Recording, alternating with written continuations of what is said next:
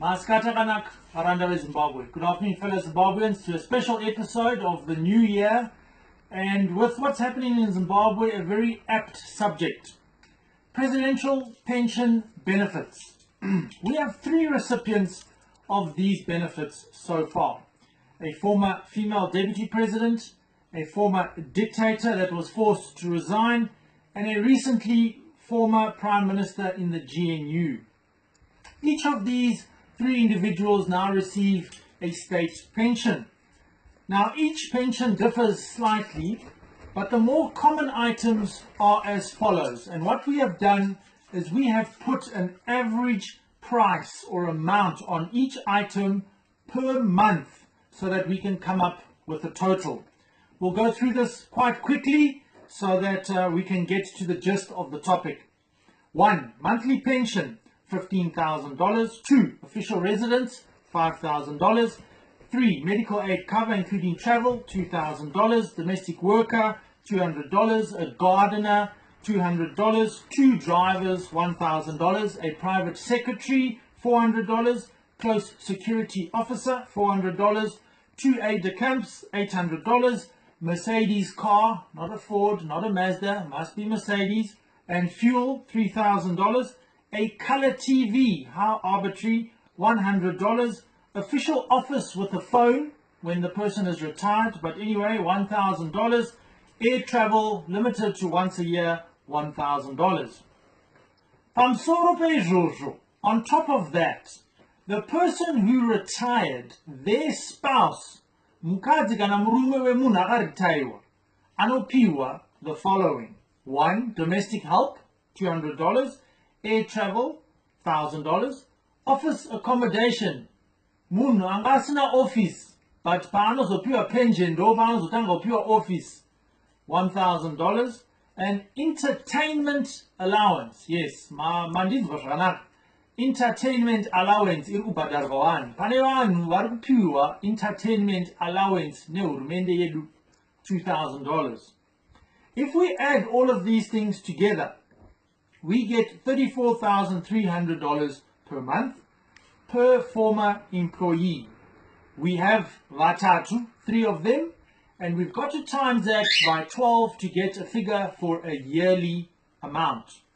Therefore, a grand total of $1,234,800, a very limited estimation in my opinion, but we have to be fair, we don't want to overestimate, so we have gone with those figures. Or if we are very specific, that figure actually represents 0.03% of our national budget. Fungai zvenu, 0.03% yebudget yeZimbabwe yese iri kuperera pavanhu vatatu. If the former employee dies, the surviving spouse gets 60% of that pension until the spouse dies. In terms of the quantum of these benefits, we get quantum, even in India, the sitting president decides on them if they so wish. Quantum, even in India, dictionary, but example yacho ndeyekuti kana pakanyorwa color TV, president wenyika ndiye anosarudza kuti color TV yacho ndeye $400 here kana kuti ndeye $4,000. Many people, have attacked me for saying that I am denying these people the right to a hard-earned pension. Chokutanga, those pensions were not hard-earned. Secondly, I'm not saying they must not get any benefits at all. My benefits anopiwa munhu must take into consideration the state of the nation or the country or the business as a whole. Others are saying that it's comparable. South Africa, China, America.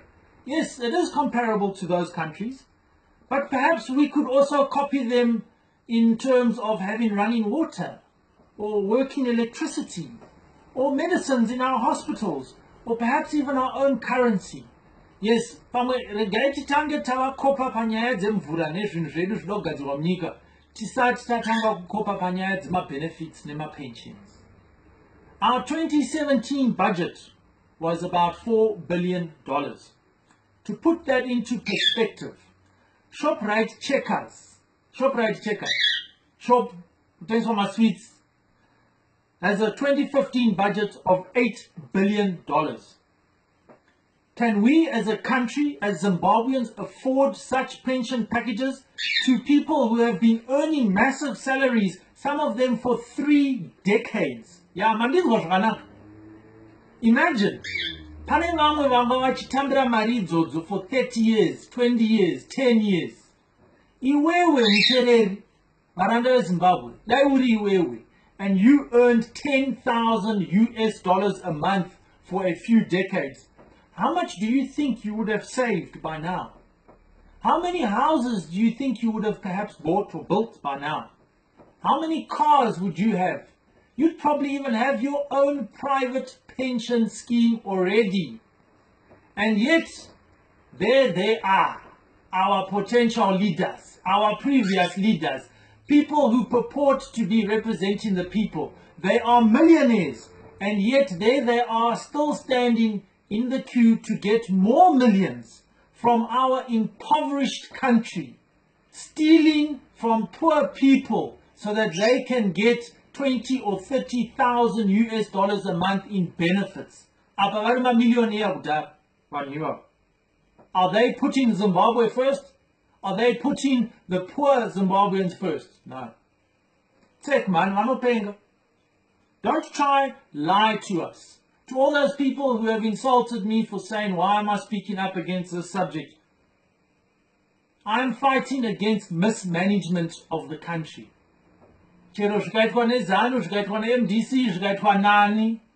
It's mismanagement.